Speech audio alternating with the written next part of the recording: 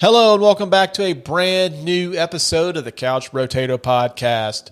On today's show, we are wrapping up Unconventional Christmas Movie Month with the movie that you guys and gals voted on in our recent Facebook and Twitter fan poll. That's right, we are doing Die Hard 2, the 1990 sequel to the Bruce Willis action classic Die Hard. So, after the trailer, the Couch Brotato Podcast presents to you Die Hard 2. Your wife's plane, they're going to run out of fuel in 90 minutes. L.A. cop John McClane is back. What are you going to do? Whatever I can. Because old habits die hard.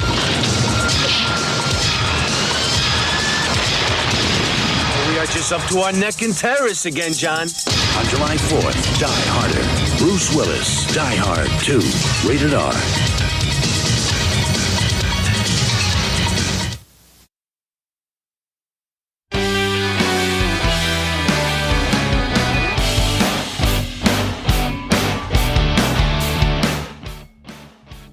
All right, Adam, what's happening on this fine evening as we approach the new year?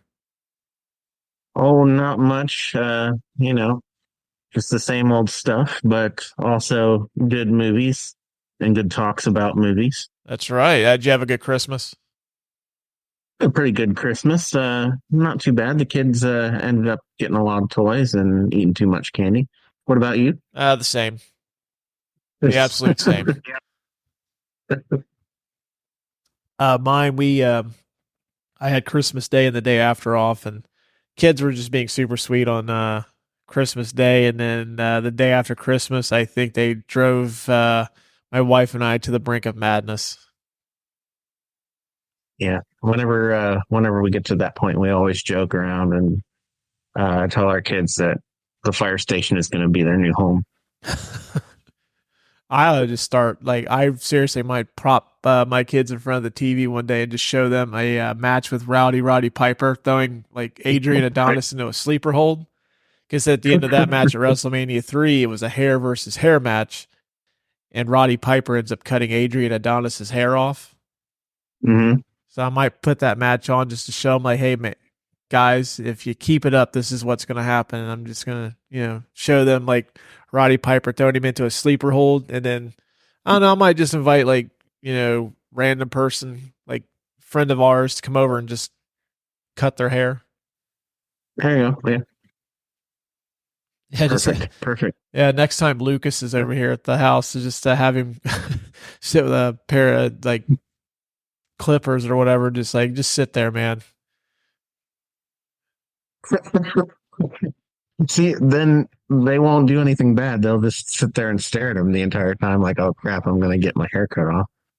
That's if they act up. They can play. It just when it's really like that bar scene from Gremlins. This is how it was on Tuesday. And it's just, we were just not having it. Wow. I never thought I'd, be so ready to go back to work that I was on Tuesday.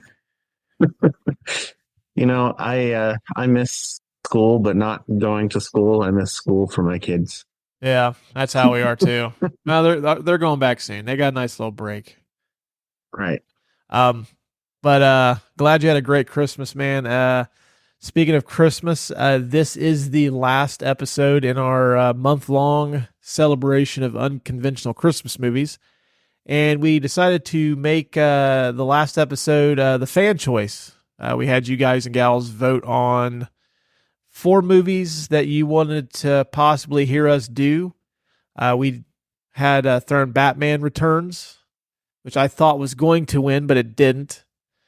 We put The Long Kiss Goodnight, which got no votes, which is shocking because The Long Kiss Goodnight's an incredible movie. It's actually done by the same director that did the movie we're going to do this evening.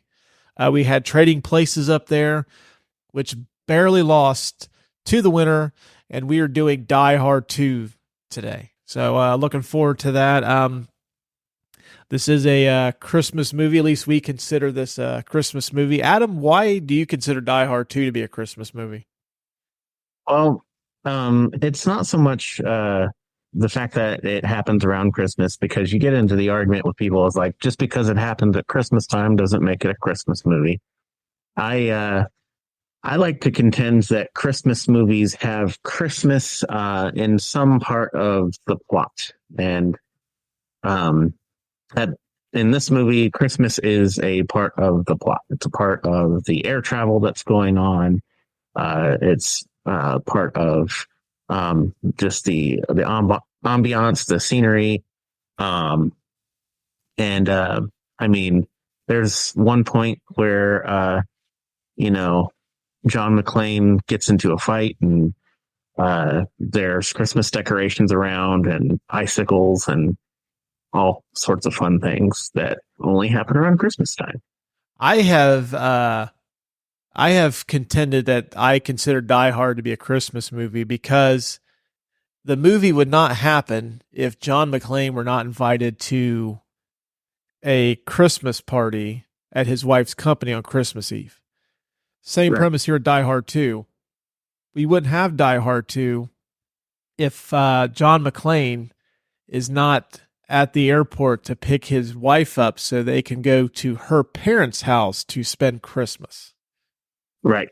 I mean, I know you could take those scenarios and place them at any time of the year, but the events of Christmas are what caused this movie to happen. So that's why I always contend it's a Christmas movie. You and I agree that it is an integral part of the plot. Mm-hmm. That's right. And in case you're wondering what the fuck Die Hard 2 is about, the wrong place at the wrong time again. LA cop John McClane takes explosive action against terrorists taking over the Washington, D.C. airport, where his wife's plane is due to arrive. Pretty simple enough. Yep.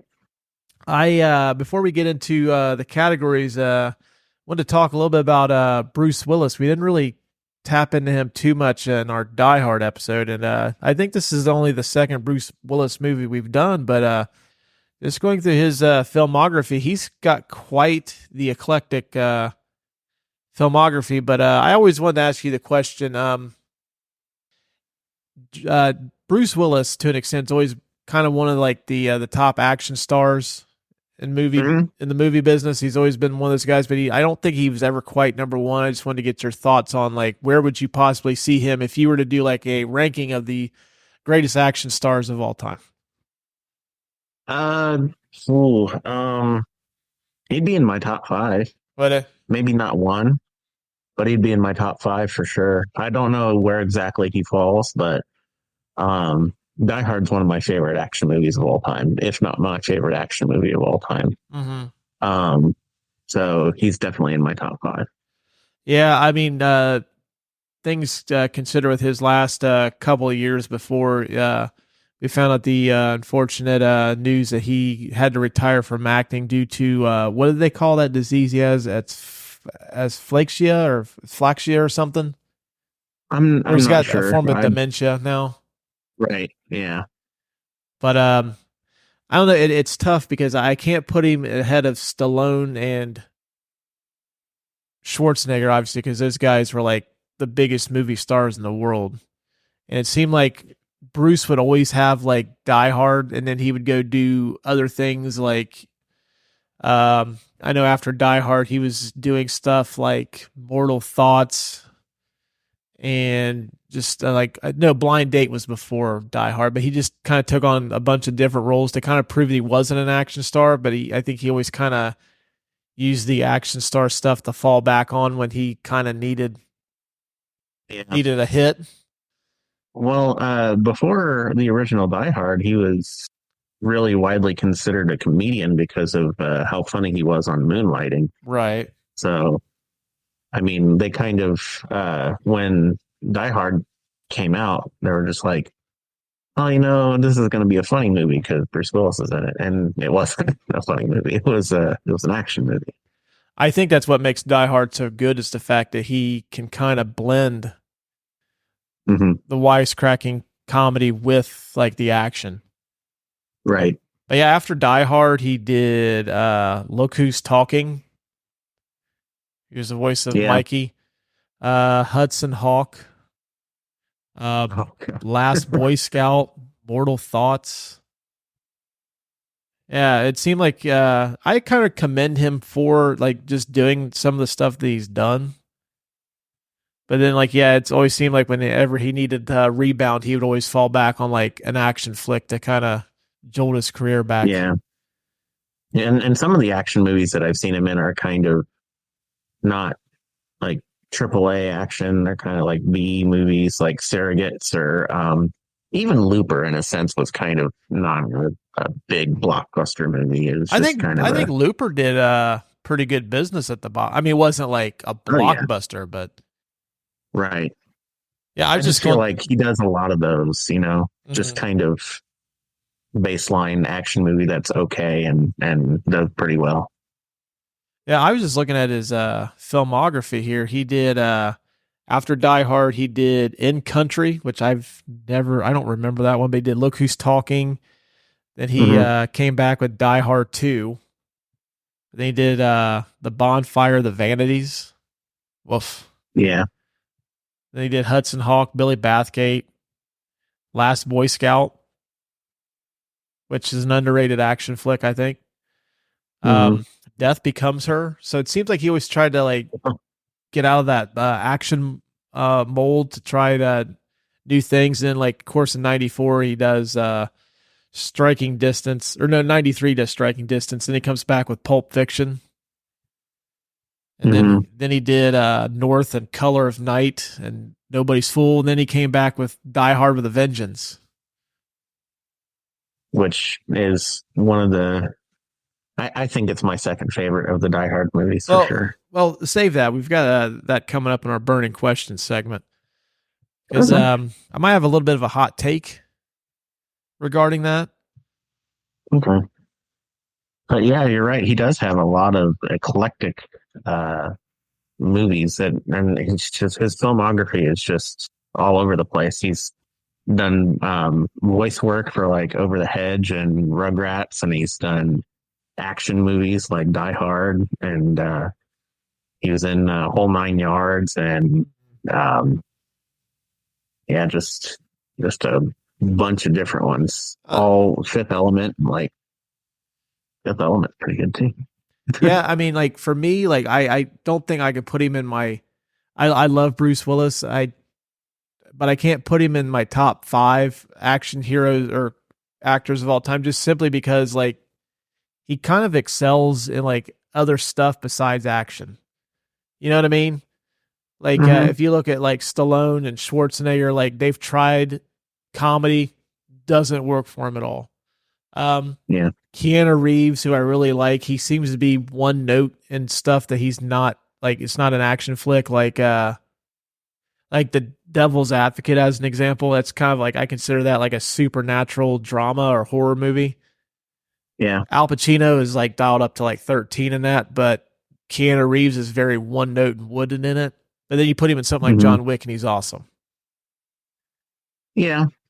But I think that Bruce, I'm going to play devil's advocate here, and I'm going to say that plays to why he should be in the top 5. It's because Bruce Willis has more of an eclectic talent, I guess, as an actor. Yeah, I don't know. I like it. I like him in the action movie. I mean, I guess what makes him, I guess, part of his appeal in his action flicks is like Die Hard kind of created the everyman action hero. Yeah, like he's not some big muscle bound. He's not Stallone or Schwarzenegger or like Van Damme or anybody like that ilk. He's kind of like, he's a wisecracking guy. He looks like he's got the receding hairline. He looks like he could be me or you in Nakatomi Tower. Yeah. So more relatable. Yeah, exactly. So I don't know. Like, I guess for my rankings, I consider Bruce Willis an actor that does action movies versus like an action star. Like I don't know. That's just me. Okay. But still fantastic actor. It sucks we're not going to get any more Bruce Willis stuff. It's it's really sad that his career ended with the direct VOD trash that he was putting out over the last couple of years, just so his agents can get a quick paycheck out of him. Yeah, that's a bummer. Yeah. Well, the tail of the tape, we'll get into the categories here. I don't want to dwell on Bruce Willis not being able to do movies anymore. Yeah, that's kind of a downer. But we'll celebrate what we do love about Bruce. And that's him as John McClane. The tail of the tape, Die Hard 2, was released on July 4th, 1990. This stars Bruce Willis, Bonnie Bedelia, William Sadler, Art Evans, Fred Dalton Thompson, Franco Nero, Dennis Franz, among a ton of people that, you end up becoming kind of big stars later on. I completely forgot that Robert Patrick is in this movie. Oh, yeah. This is Terminator 2. Mm-hmm. Yeah, he's the one that when they go to the Annex Skywalk. Mm-hmm. And he's one of the painters that ends up killing the airport SWAT team. Yeah. But and John Leguizamo's in this too. He is, isn't he? Yeah. Yeah. Yeah, which it's not in my notes, but when I was researching this movie, he was supposed to have a bigger role in this movie, but it got cut because his height, which is the weirdest thing. Oh, really? Yeah. That is weird. But this was directed by Rennie Harlan. Rotten Tomatoes score of 70% from critics and 70% from audiences. The consensus was it lacks the fresh thrills of its predecessor, but Die Hard 2 still works as an over-the-top and reasonably tout big-budget sequel with plenty of set pieces to paper over the plot deficiencies, which I could agree with. Box office budgeted between $62 and $70 million, depending on what you've read. I've read kind of a bunch of different figures, but grossed $240 million, so it actually did more business than the original Die Hard. And this didn't win any awards, and you can stream this right now on Hulu. Do it now. Well, actually, listen to us first, and then listen to this, and then go over to Hulu. Which, a lot of the movies we do don't seem to pop up on Hulu too often. That's it's usually like Paramount Plus or Max or something. So yeah, shout out to Hulu coming through. Did you know? These are some fun little facts and tidbits regarding Die Hard 2 behind the scenes. John McTiernan, the director of the original Die Hard, was originally tabbed to direct the sequel, but he could not due to his commitments to another action classic from the early 90s, The Hunt for Red October. Yeah. Excellent movie. We need to do that one at some point. Yeah. I mean, Sean Connery, I'm not buying his Russian accent for 1 minute, but it's still a fucking fantastic movie. If Sean Connery's in it, I'm willing to watch anything with Sean Connery in it. Yeah, up until his last couple movies, totally. Yeah. And speaking of people that did not get to end their career on a high note, The League of Extraordinary Gentlemen, man. Yeah, no, that was pretty abysmal. Yeah. That's a womp womp womp. This movie was based on a novel by Walter Wager. Actually, it looks like it's in my notes. I probably misspelled his name. Titled 58 Minutes, which borrows the plot of Die Hard, or Die Hard 2 borrows the plot from this novel, which a cop is waiting for his daughter to land. Terrorists take over an airport while his daughter circling above, waiting to land. This movie was originally rated NC-17 due to its excessive violence. I'll get it right sometime tonight, guys. It managed to finally get an R rating after going through numerous edits. That must have been real early on in the NC-17 phases. I think that got introduced in early 90. Yeah.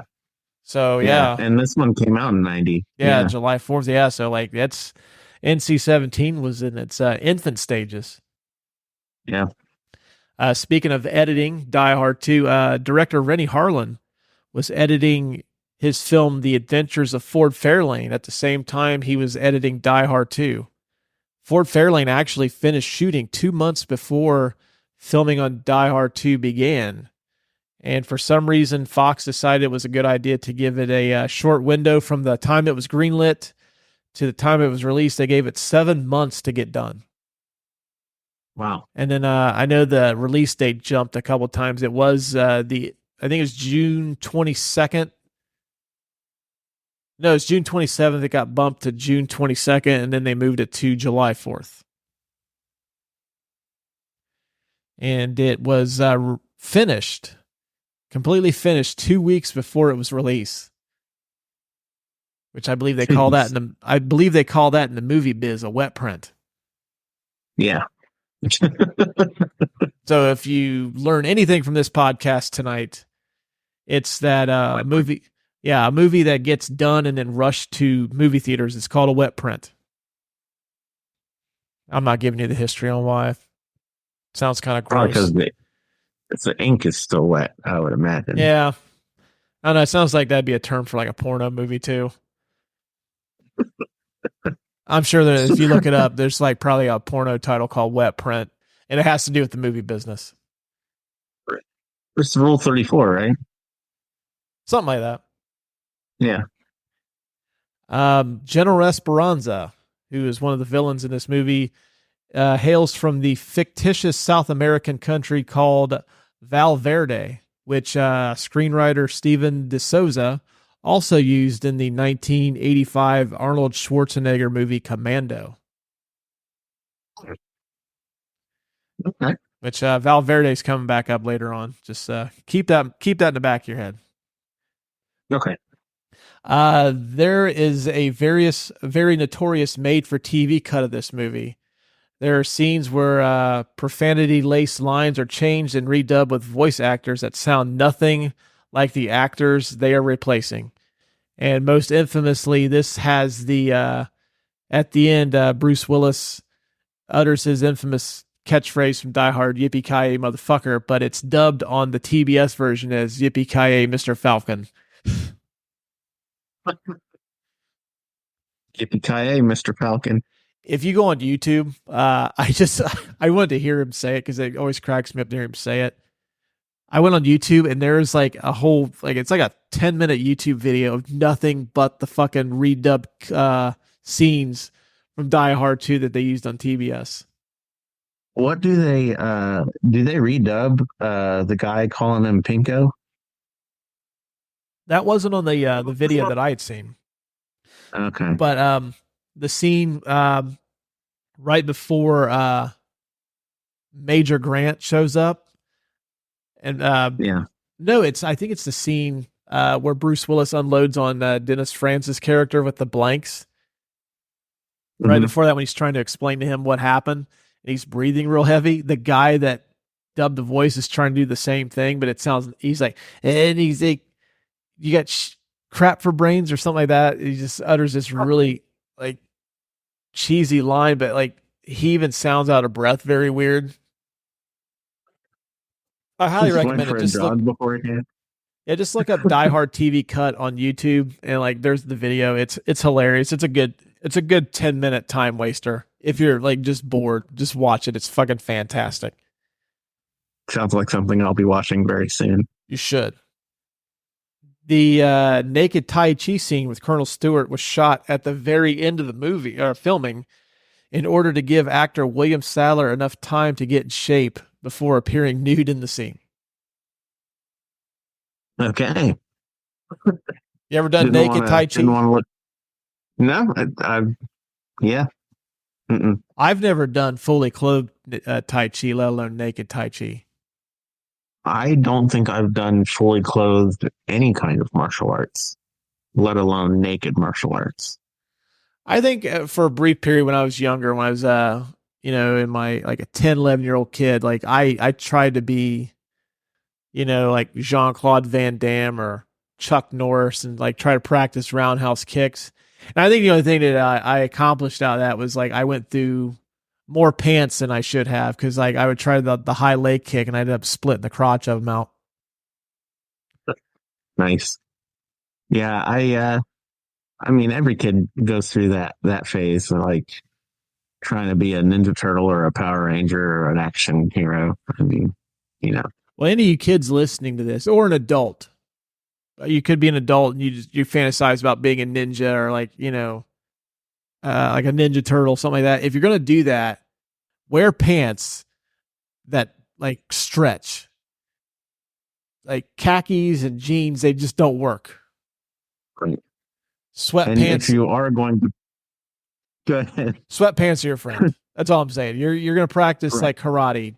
Sweatpants are your friend. And if you're going to be a Ninja Turtle and you want to argue that they don't wear pants, so you don't wear pants, just don't do it in public so you get arrested. Right. Yeah. Do that. Take the blinds down, like draw the curtains, pull them shut. Do that at home. Have at it, man. Just do your naked Tai Chi. Yeah. Reenact Colonel Stewart in the privacy of your own home. No one wants to see your swinging dick in the neighborhood. Last one I got, fun fact. This movie by far has the biggest body count in the series with over 270 deaths. Now, of course, 230 of those were from the Windsor Airlines plane crash, which watching this back is absolutely fucking horrifying.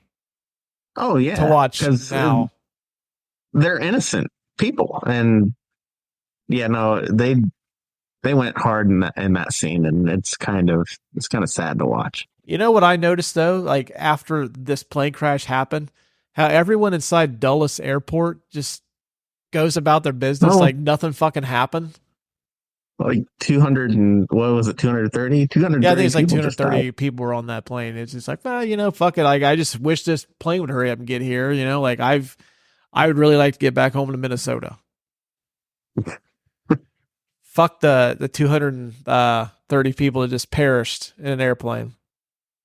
If I'm at a gate, if I'm at a gate waiting for a plane and I'm looking out the window and I see just a giant fireball where a plane used to be, I'm not going to be at the airport anymore. I am finding the first Hertz rent-a-car booth and I'm fucking making a beeline right for it. Right. Well, actually, no, I'd probably just run out the fucking airport. Like, I'm gone. Like, yeah, I'll get an Uber somewhere. I'll take my phone. I'm walking until an Uber finds me. Well, in 1990, there is no Uber. There's no cell phone, so we'd have been fucked. We would have been rescued like 5 days. In a taxi. Yeah, we'd have been we would have been rescued 5 days later by like a Sherpa and fucking snow dogs. Yeah, that's true. But we'd be in Washington D.C., so that would be really funny to see. Sherpa and snow dog. Yeah, that would have been like the recut Die Hard 2.5. Did you have any fun facts you wanted to contribute before we move on? As I always do, I found some goofs in the movie, and a couple of these are mine. A couple of these are ones that I've figured out later on in my research, and then went back and watched just to see if they are correct. But as I was watching this last time, which I actually just finished it up at work today. Good use of work time. Oh yeah, for sure. Most of it was at lunch, and then the rest of it was at the end of the day, so it's fine. The scene where John gets in Esperanza's plane, and they're shooting at him, and he's in the cockpit. He's locked in there because they threw the axe in the door, and then they're like, well, how many grenades you guys got? 3 each. And then they throw their grenades in there. Each one of those grenades, I actually looked it up, is a specific type of grenade that goes off in about 5 to 7 seconds. And he spends like 30 plus seconds getting into that seat and pulling the eject lever on that seat. So he would have been dead. That's just, yeah. They took way too long with that scene. I don't know whether or not it was for dramatic effect, or the fact they wanted to throw a crap ton of grenades in there. But I think the biggest thing would have been a real fucking bummer. You're going to see Bruce Willis come back as John McClane. He gets killed like an hour into the movie. That's true. Like, this fucking sucks. he should have climbed in that seat a little bit faster. Yeah. I noticed it while I was watching the movie, and I was like, "There's no way he climbed in that seat and they didn't go off." But you know, and there's a certain point where he comes out of a manhole on the runway. They don't have manholes on runways. That's not a thing. They don't run any pipes under runways. They're not supposed to. That's not a thing. But you know, that's neither here nor there. And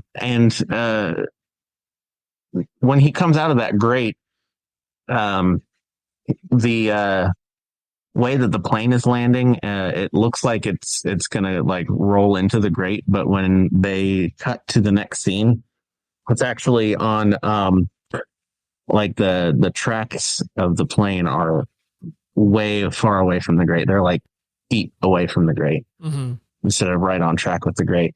There's a couple of scenes like that where the plane doesn't make any tracks in the snow, and it doesn't make any sense. But hey, all Die Hard 2 is trying to get you to do is like they're just trying to get you from one action scene to the next. Fucking plot be damned. Right. Well, see, that's why this only got a 70% on Rotten Tomatoes versus an 80 or 90%. True. But the last couple I have are to do with the fuel at the end. So there's a fuel dump port on the wing that John pulls to make it dump all the fuel out, and he lights it on fire.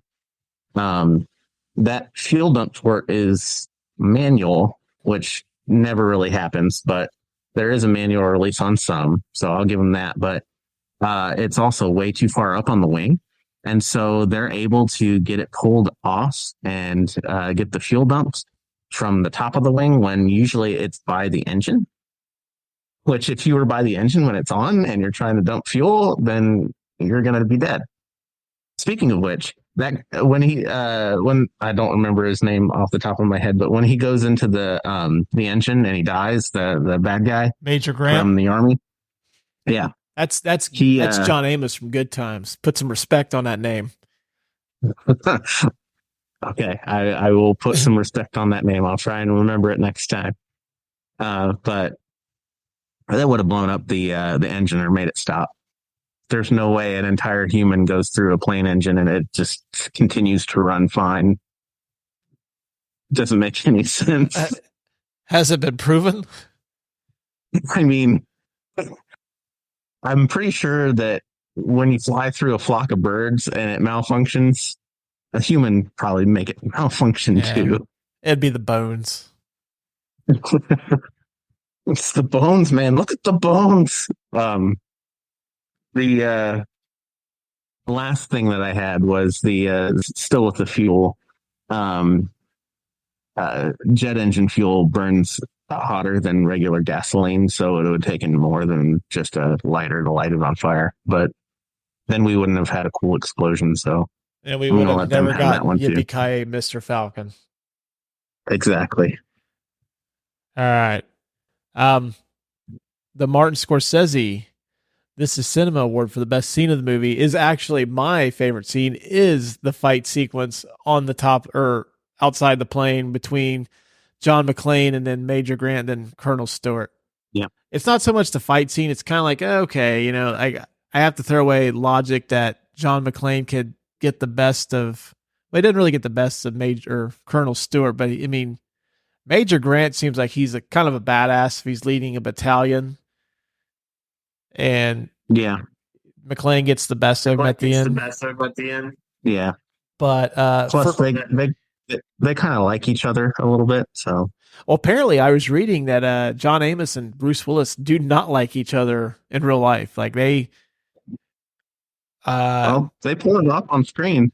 At least like the love-hate relationship. Apparently there was some tension and during an interview, John Amos has some choice words. I didn't quite catch what was said or what happened, but yeah, apparently them two didn't get along. Um, but I think for me, it's my favorite scene simply because like that's the first time I'd ever seen like a plane, like basically the fuel is draining out of the plane and somebody just fucking throws a lighter down and it blows the plane up.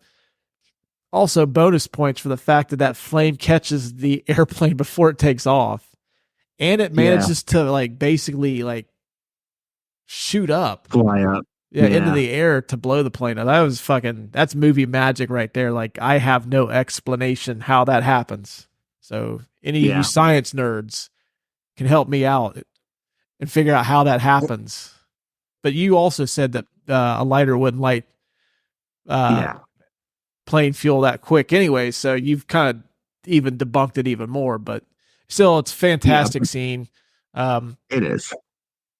And a young me, might have been 8 or 9, and I was still playing with G.I. Joes at the time. I would have totally tried to reenact that sequence. Playing with my G.I. Joe figures. Get a aerosol can of something like hairspray and like I would say that I wouldn't encourage that, but my mom, God bless her soul, would have probably not caught on to the fact she might have been missing a can of hairspray. And my grandparents used to smoke both of them were like heavy smokers, so there was lighters around my house all the time. I could have easily done that, but then like I would have also ruined one of my my G.I. Joe airplanes by doing that. I don't know if I wanted to make that sacrifice to recreate that scene. So I would just pretend. There you go. All right. What do you got for your favorite scene of the movie? So my favorite scene in the movie is the assault or the attack on the church. That was a good one too. That was almost my number one. Yeah. My favorite part of that scene is just the icicle to the eye. It's just so unexpected. And I don't know what it is about. Like, that's what I like about the Bourne movies too, where Jason Bourne just takes anything that's around him and fights with it.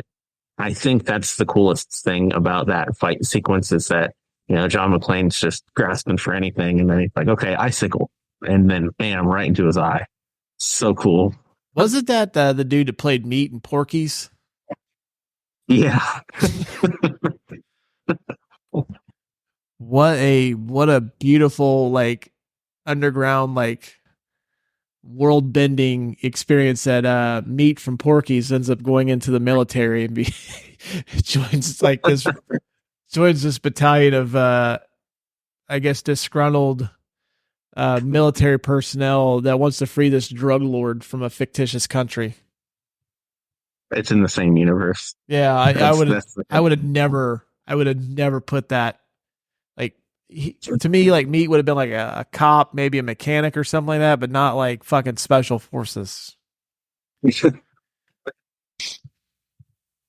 And I don't know. I don't like the fact he shot that fucking old man in the church. That kind of bums me out every time I see it when that fucking old guy's minding his own business, sitting there eating. I'm guessing that looks like maybe he might have treated himself to a bowl of French onion soup, or maybe that's vegetable soup. I don't know. But yeah, he's like, oh, piece of me's going to die along with his church. And he just turns around and gets fucking gunned down.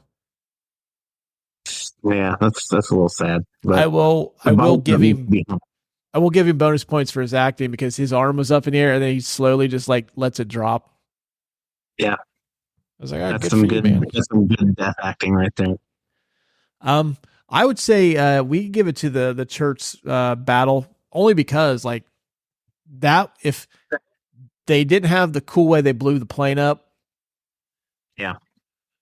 totally wouldn't have been my favorite scene. It's my favorite scene in the movie simply for the fact that like that's the coolest way to fucking like kill a bunch of bad guys at once. Yeah, I mean the fight sequence in that scene is really cool, but like you still get the same kind of adrenaline high from the fight sequences at the church. Mm-hmm. Oh yeah. The Andy Dufresne Get Busy Living or Get Busy Dying award for the best or most quotable line of the movie. What did you have for that one? So every Die Hard has the same most quotable line, and I think we gave it to that same most quotable line for the last movie, which is Yippee-Ki-Yay, Motherfucker. Yeah, I was gonna say it's been a But- while since we did Die Hard, but yeah, that has to be it. But I was actually telling you this before we started recording. I don't know why. I just really like the line when he flicks his wedding ring and he says, "It's just the facts, babe. Just the fact." Yeah, that was kind of corny, but also like kind of funny at the same time. I personally like where he says this is like this day doesn't happen in like sequels a lot, but where they're kind of self-aware of like the events of the previous movie, where he says, how's the same shit happen to the same guy twice? Yeah. That's a good one too. And I think it was in the description of the movie as well, right? Wrong place at the wrong time again. Yeah. Yeah. I know in the trailers, Bonnie Bedelia actually says it too, or she actually says it at the end of the movie. She's like, why does this keep happening to us? Yeah. But yeah, I think that, go ahead. I'm just saying, like, I love how self-aware that line is, because like I really hadn't seen anything like that prior to, and it still doesn't seem like it's that big of a thing where I mean, in the Marvel universe, it's a little bit different, but like action movie sequels and stuff, like they never really go back to it as much as they, I just thought that's kind of a cool way to tie 1 and 2 together. Yeah. Yeah, I think that's one of the biggest complaints I have about sequels is like when they tend not to acknowledge the movie previous, and I think they did a really good job of not like dwelling on that movie or like trying to make that movie part of the plot to make this one better, because a lot of sequels try and do that too. Mm-hmm. But I think they did a good job. Yeah. I don't know, what will we giving it to? Or is there like a third contender out there that we just haven't mentioned? Well, I do have an honorable mention, and I think it's "Get that camera out of my face, you pinko bitch." I think that's the line, right? I had that one coming up next. We'll save it. But that's the honorable mention. Well, we'll give it to yours because it's kind of a unintentionally cheesy line. It sounds like a very 50s, 60s thing to say. And it kind of reminds me of like the TV show. Well, actually it's from Dragnet. So yeah, but, this next category is one that we don't normally incorporate that often, but, couldn't help it. It's the Paul Walker, I Said Forget About a Cuh award for the most unintentionally hilarious line of the movie. And like you said, yeah, when that reporter is coming up to Colonel Stewart, and I think that guy's name is Garber. Mm-hmm. I'm just going to call him the 8 Men Out guy. I think he played Swede in 8 Men Out. But she says Colonel Stewart can have a couple words, and he says, yeah, I got 2, fucking you. And then Garber comes out of nowhere, puts his hand in the cameraman's face, and I think you're the one that clarified this for me, but I thought for years that he says, no pictures, you Pecos bitch. And I had no idea what that meant. I'm like, what? I was like, is he making a reference to Pecos Bill? Yeah, that's what I would think.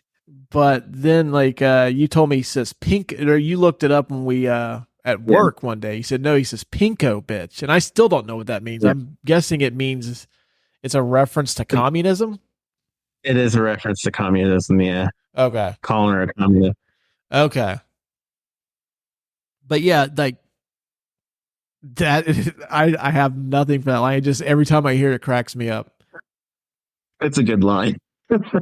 One that I found to be very confusing upon my rewatch of this a couple days ago is when McClane is in Dennis Franz's office. He plays what's his character's name?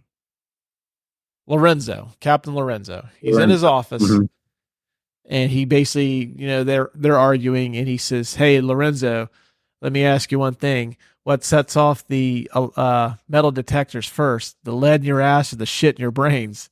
I have no idea what that means either. Like, neither one of those would set off a metal detector.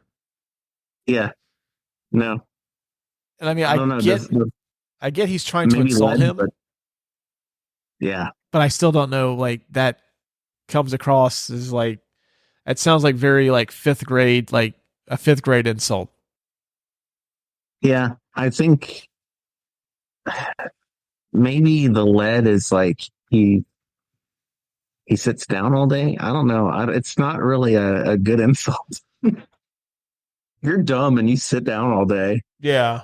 You don't do anything. That's like what movie was that where he goes, your mom goes to college. I don't get it, but Yeah. yeah, No, it's a bad insult.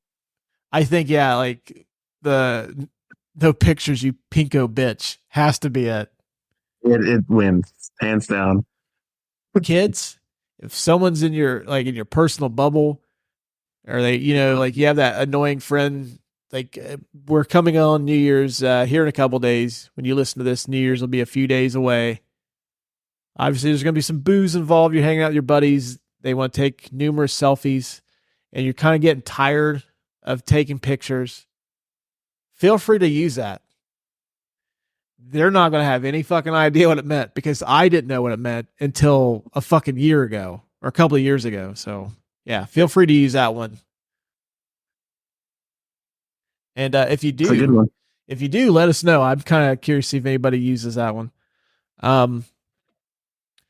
The unsolved mysteries of the movie. The only one that I had was obviously people know who John McClane is throughout this movie. Captain Lorenzo makes a reference to him being the hero of Nakatomi, and Colonel Stewart even remembers him.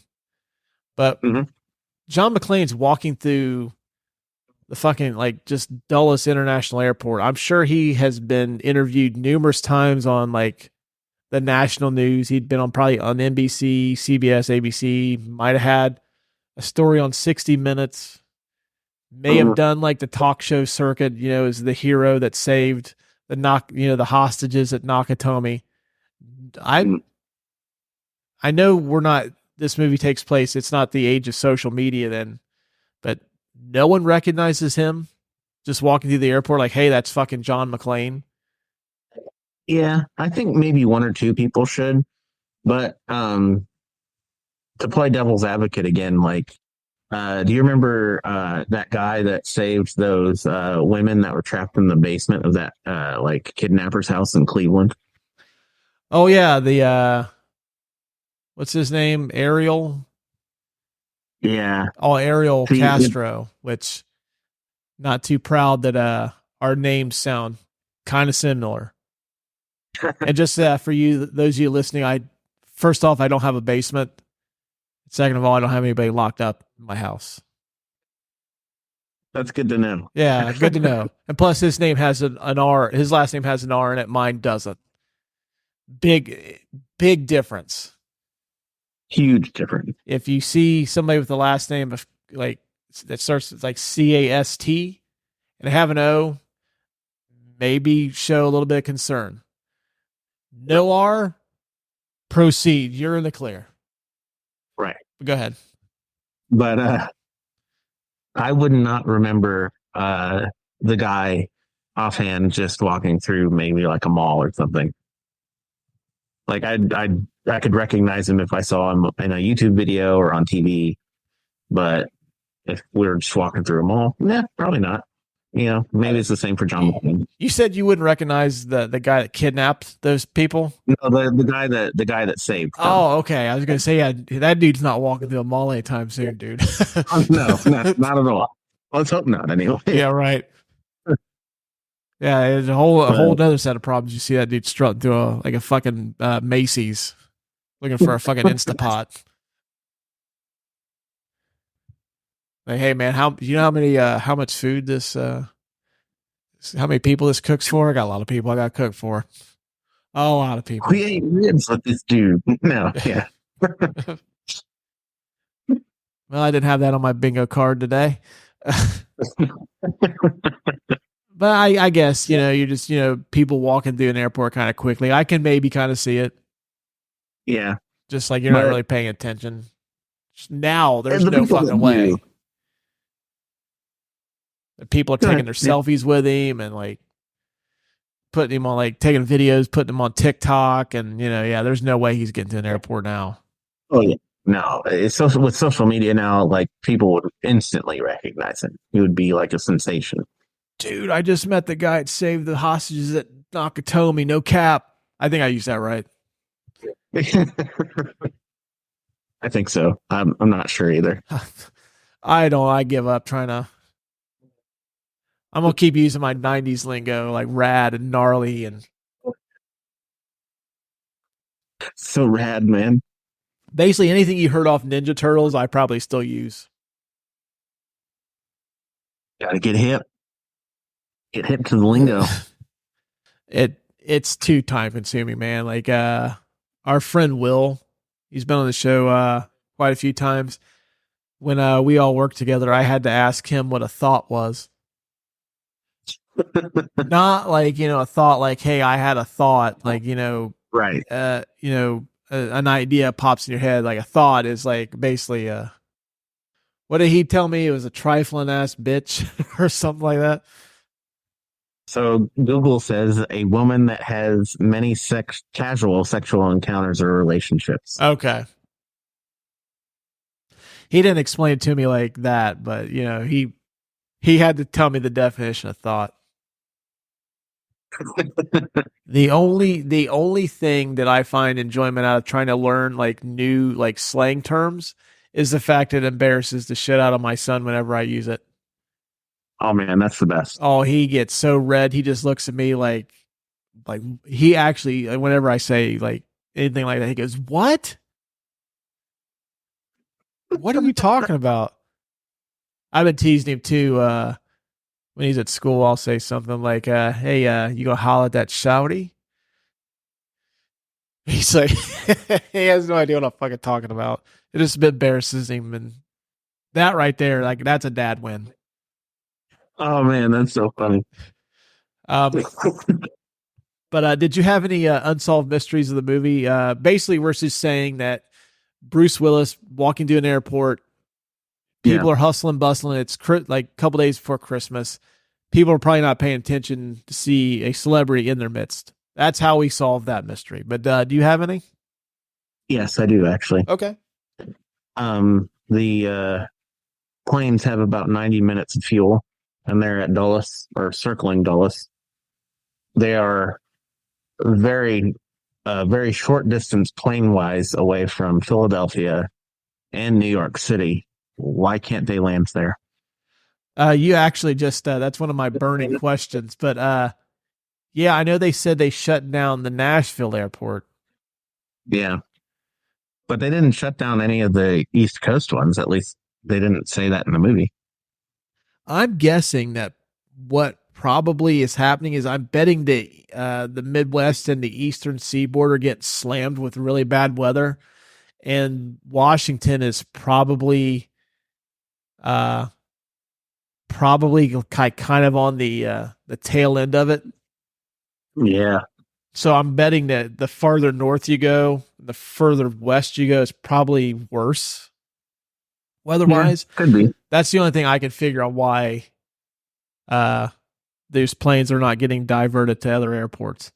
But now that you said that one, I've got another one I'm going to save for the burning question segment. Kind of flip it around a little bit. But that's what I think. It's just the fact that the weather is probably like worse the further north you go. Yeah. I didn't really have any hot takes regarding this movie. The hot takes, hot off the skillet takes, presented by our friends at Cracker Barrel. If you're in the mood for breakfast anytime, hit up the Cracker Barrel. They also serve booze now. So definitely hit up our friends at Cracker Barrel. But I didn't really have any hot takes for this one. For the very small chance that I could get some free booze and cornbread for this hot take from our friends at Cracker Barrel. I think that this movie is the weakest movie out of the original Die Hard trilogy before they made the last two. All right. Well, now you just stepped on burning questions again. We should probably I should just start sharing my notes beforehand. But we'll just get into it now. I think you did share your notes, but I'm apparently not remembering them well. It's okay. Like I say shit to my wife all the time, and then she never pays attention to me anyways. I shouldn't expect my co-host to be any different. I'm sorry. My professional spouse is not different than my actual spouse. All right, we'll just get into it now, though. One of the burning questions I have is Die Hard 2 the best of the Die Hard sequels? And I know neither you or I are big fans of A Good Day to Die Hard, but it's not as bad as some sequels like Rocky 5 and what have you. So I'm going to put it in there.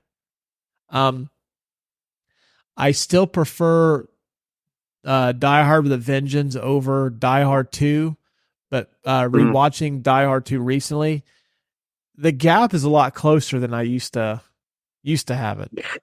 Yeah, same with me too. I didn't really remember how well I liked it until I watched it over again. Yeah, I for me it was like Die Hard 1, huge gap to Die Hard or Die Hard with a Vengeance, then a huge gap to Die Hard 2, and then it was Live Free or Die Hard than the last one. But I think that's a lot of it has to do with the fact that after it came out, Die Hard with a Vengeance was on fucking TV all the time. So I mean, I've probably seen that movie 50 times, just bits and pieces of it on TV. So it's always a little bit fresher in my memory. And I haven't really visited Die Hard 2 in a while, so.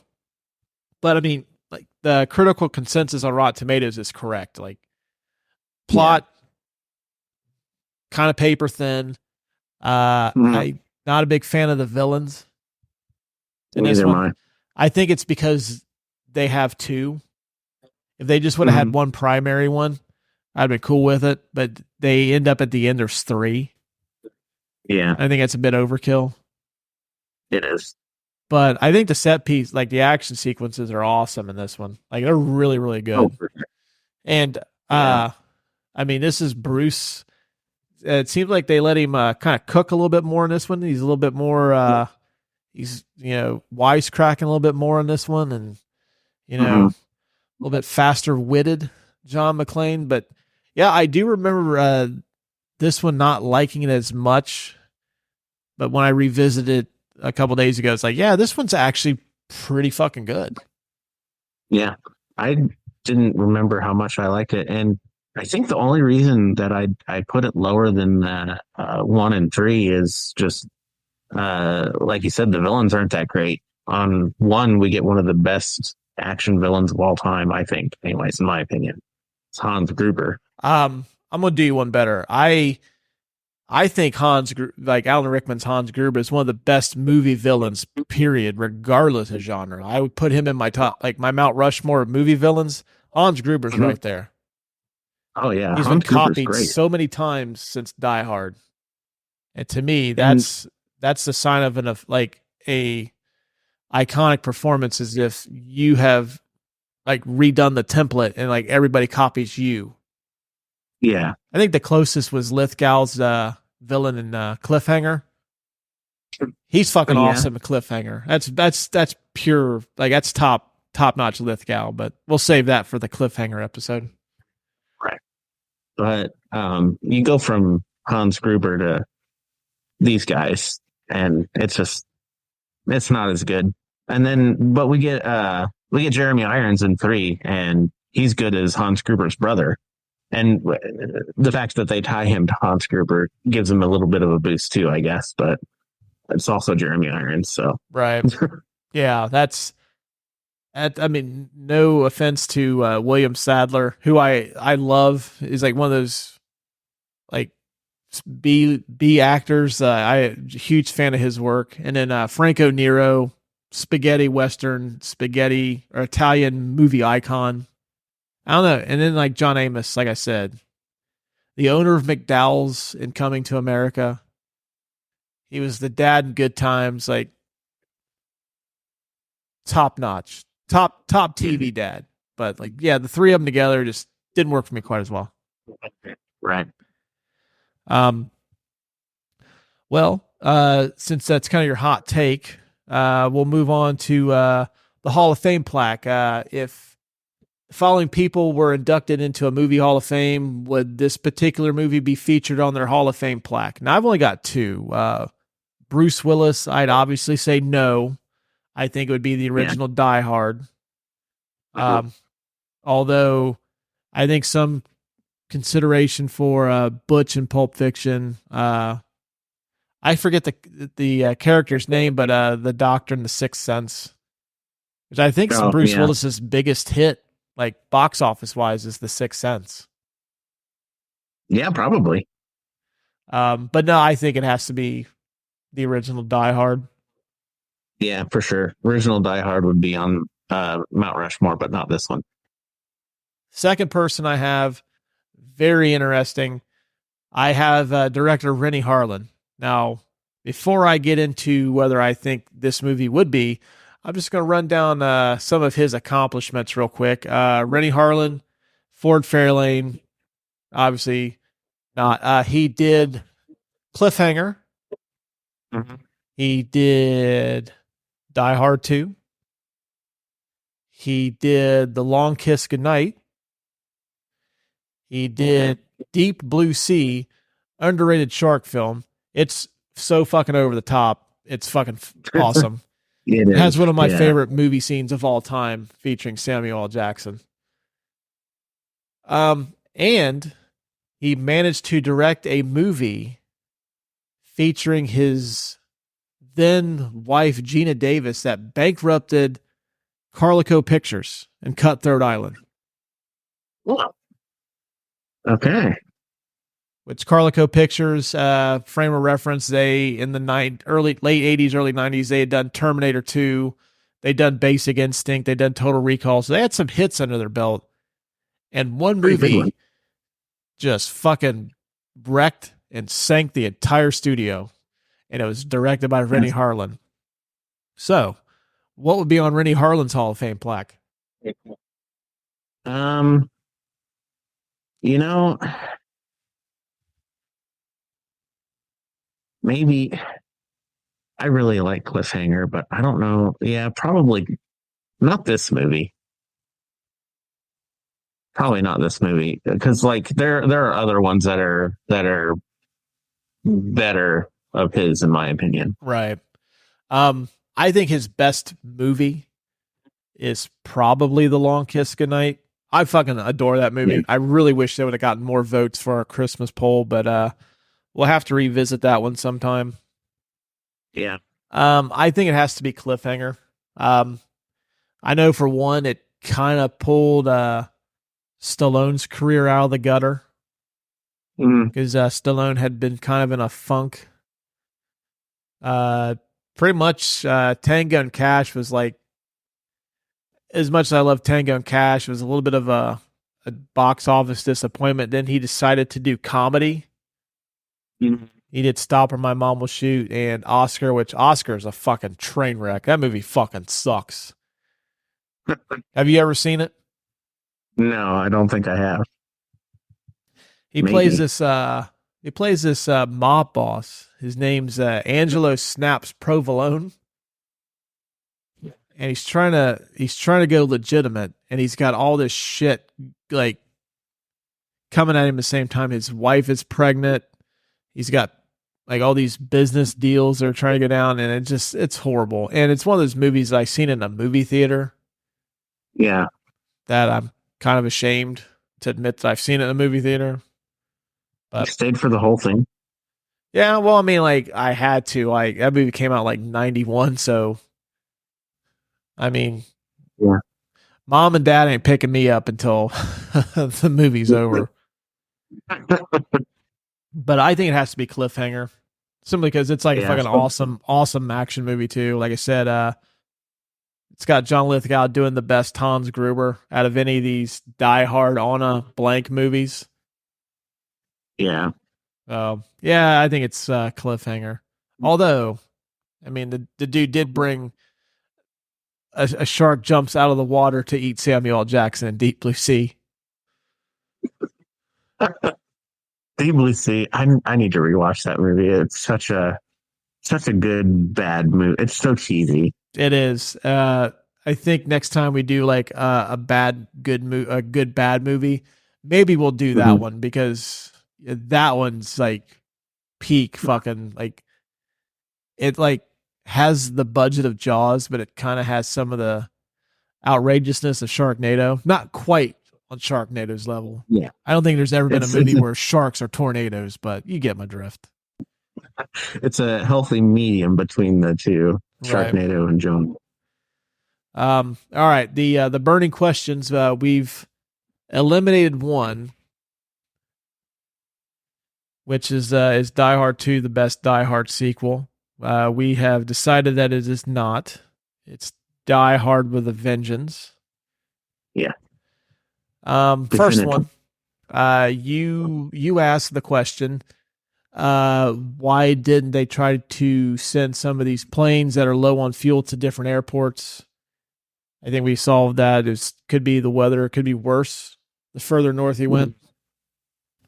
My bigger question is Washington, D.C., one of the biggest cities in the United States. It is the capital of the United States, like of the whole country.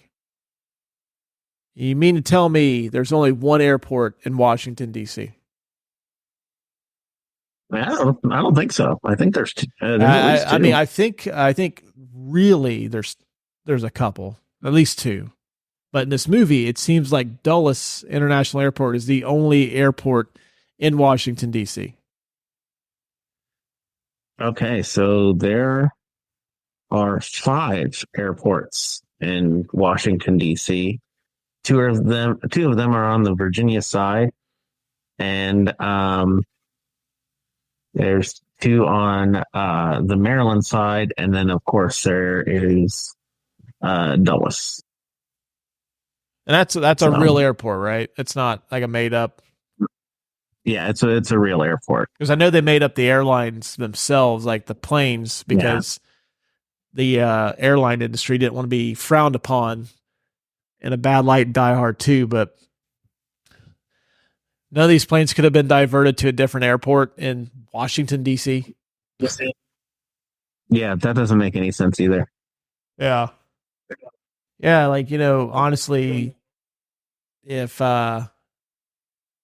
once they got a hold of that beacon, like just like, all right, we'll send you guys to Northern Virginia International Airport.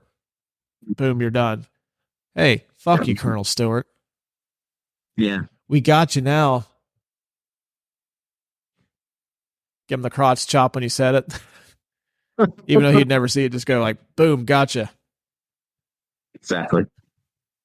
All right. Best corrupt Valverde leader. Esperanza from Die Hard 2 or President Arias from Commando? I'm going to go with President Arias from Commando because Esperanza is kind of weak in this. Well, he did manage to choke out his guard. And he flew an airplane with a fucking hole in the window. I'm going with Esperanza on this one. I didn't see Arias doing that. He just blackmailed Matrix to fucking kill. Shit, I can't believe it. I fucking loved Commando as a kid, and I can't think of fucking Schwarzenegger's name in that. But yeah, he convinced Matrix to fucking kill Arnold Schwarzenegger in this movie. So I'm going to give it to Esperanza simply because of his. I mean, he managed to round up a bunch of like just disgruntled, pissed off U.S. military, and he fucking shot the pilot and the co-pilot and still flew the airplane, successfully landed said airplane with a hole in the window, and it's fucking snowing. Yeah, okay. You've convinced me. Bonus points, he's got a fantastic beard. True, and he has very good use of Spanish vulgarities in this movie. He does. He has commanded the Spanish language well. The last one I have is when John McClane unloads that clip of blanks in Captain Lorenzo's office. I'm not only asking if the character did it, I'm asking if the actor playing the character did it. Did Dennis Franz shit his pants in that scene? Because I'd have been close. I mean, I would have. Oh, for sure. I mean, I'm sure the character did. Like, oh, that New York accent. Like, oh, damn it, the Shriners are going to come here and I've got fucking poop in my pants. But, I mean, if I was acting that too, like, I probably would have been close. Yeah. Even though I knew that these are fake. When I shot these blanks, why did they smell like shit? Yeah. Because he looks flustered when he loads that fucking clip. I mean, he almost empties the entire thing. Yeah. Yeah, I'm sure Lorenzo did. But you know what? He is turning the tide on his feelings towards John McClane, and he's got a fucking airport to save. So, right. No time for poop in the pants. I've got to fucking help save the day.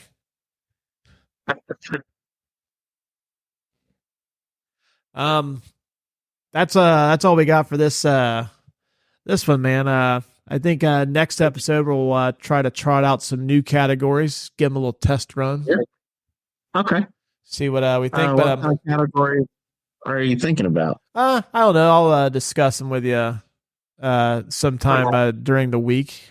I don't want to spoil it for the kids. Yeah. Keep it a good surprise for our listeners. Yeah. I want to keep it 100 when they listen to it. I'm sure I just fucked that all up, but oh well. Anything you want to add before we wrap it up? I